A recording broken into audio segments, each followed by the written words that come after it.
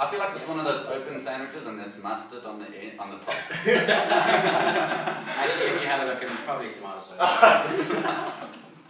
That long, what's it, island sauce? Oh, yeah.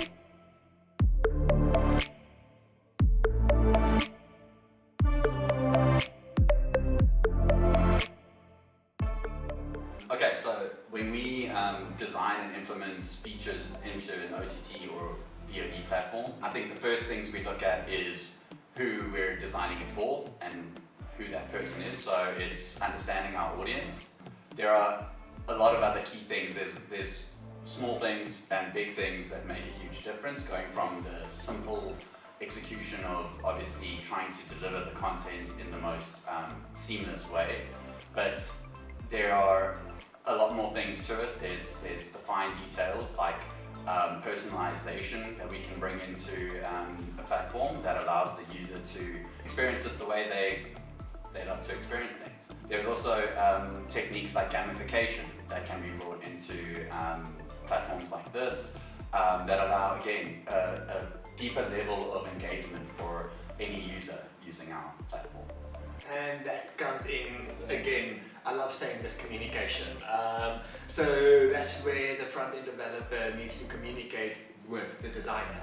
So we need to communicate constantly with what is currently possible and what is not possible. And with the current product we have, so the front-end developer becomes the main communicator between the back-end developer and the designer itself. So we need to constantly keep up with communicating, and so that we don't become at any stage blocked because of one reason.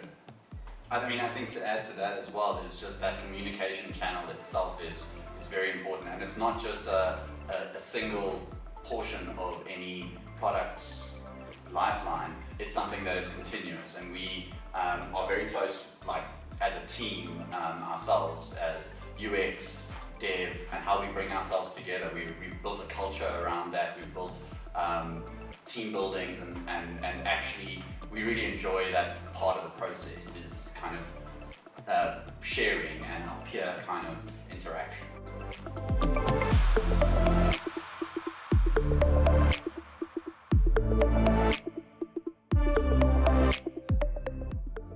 Ensuring that everything that you do within your system is logged somewhere is a very important thing. You got to make sure that anything that can go wrong, you know exactly when, how, and why it went wrong.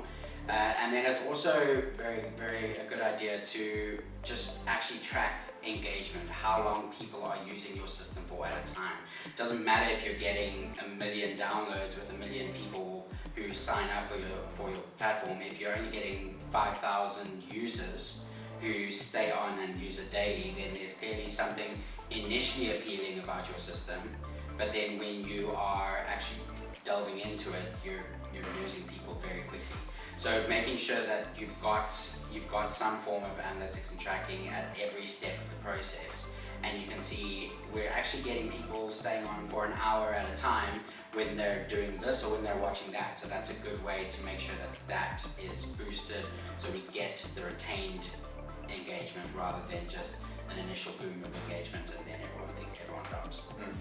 And I think, I mean, just in terms of those tools, and I'm sure obviously there are many of them out there, but I think to like kind of break it down into what they do, it's almost, there's tools like heat mapping, which allow you to kind of see where a user is engaging or where it's not engaging in a platform.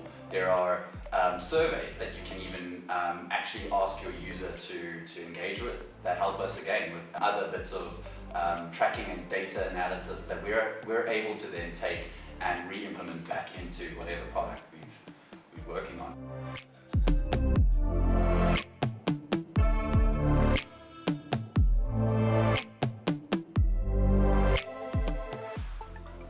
Yeah, so the important part of that is, that's what I was speaking to earlier, of getting retained users rather than having an initial boom.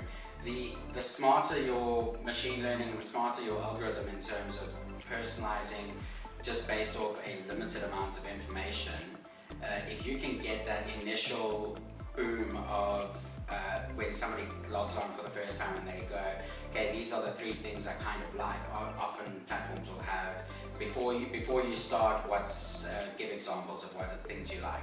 And based off that very limited data set, they can probably accurately put forward something that you would want to watch, and then they can keep track of that. And I know I've had it before on other platforms where I've gone in and I've said, oh yes, this is my first recommended thing and I've watched it and I've loved it, and then this is the second recommended thing, watched it, loved it. So in order to keep people coming back to your system, I mean, in today's streaming everything, there's so much streaming going everywhere. If you know that I can sign on to your platform and I don't know what I want to watch, but you can recommend something and I can watch it and I'll love it, that is a very good way to get people onto your system when you can tell them what they want to watch and you can almost always be right. I think also, again, just to add to that, the recommendation kind of engine around a product that we or a platform that we engage with, there's a lot to that as well. Is that there's that fine line between having something that recommends something, but that can also be a negative user experience if that recommendation is not kind of fine-tuned to your personal taste and what your engagement with the product is. So so we really do like to put a lot of emphasis on how our recommendation engines work, and how they kind of gather that data in order to present you with the content that it does.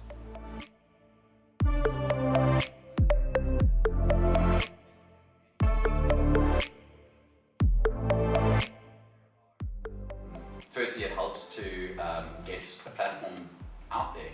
The more it's kind of shared or engaged with in a platform outside of its own kind of current offering, the more people get to see it, the more footprint it has, and it kind of brings people around in that view.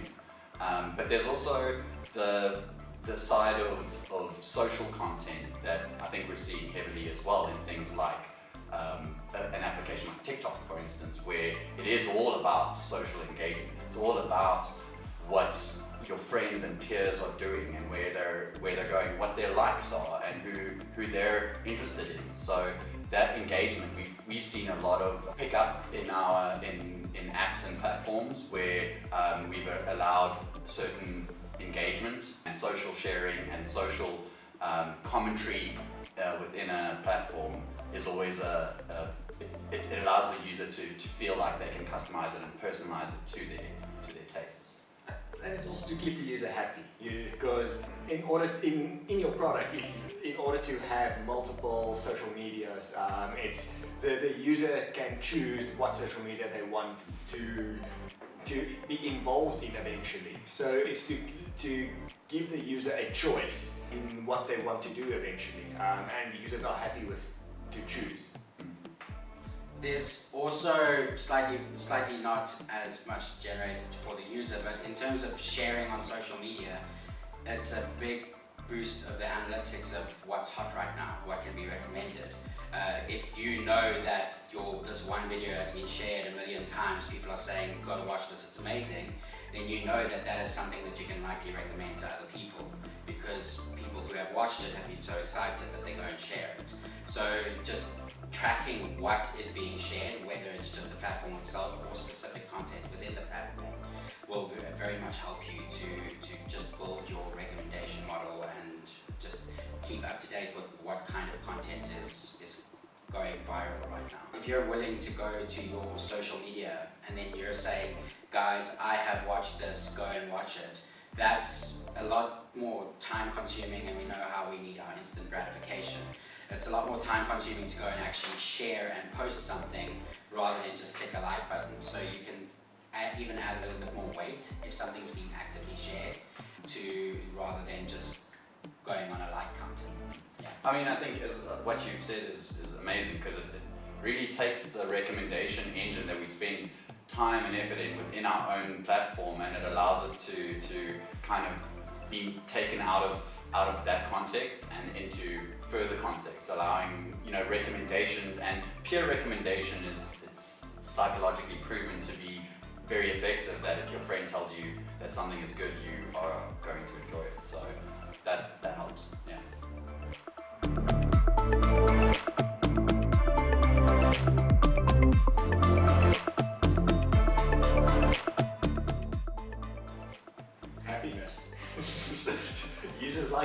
gamification, and if you create a game, if you gamify any application, people are happy. So happy users means more users. Getting that dopamine hit when you achieve something within the app, it's kind of like that relational training where even though you're getting the dopamine from the achievement that you got, you're also associating it with the app because that's what you were doing at the time that you got this, yay, I'm happy I did something. Then you're going, okay, well I can go back to that app to do something again and get happy again. To feel rewarded for an interaction that you are likely to do in your own space, I think it allows to get that continual integration and continual circular kind of movement through the app where you feel like your engagement isn't in vain and you're only getting a single kind of relief at the end.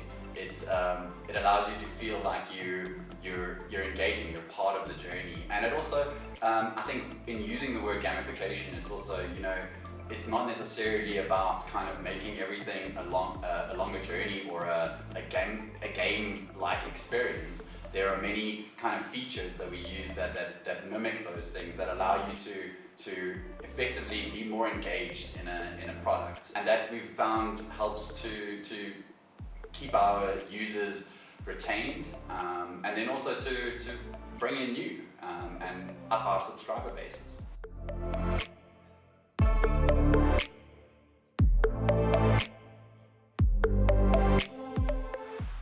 We have introduced into a local product a gamified experience that allows you to effectively earn rewards for watching our content, and that in turn gives you currency within the platform that allows you to then take that into other platforms like your social media and use that as data, money for data or money for certain things. So we found that to be we're very proud of how that kind of engagement has come around, using a very familiar pattern and technique within the kind of VOD platform, but allowing the user again to feel like they're gaining something out of their engagement.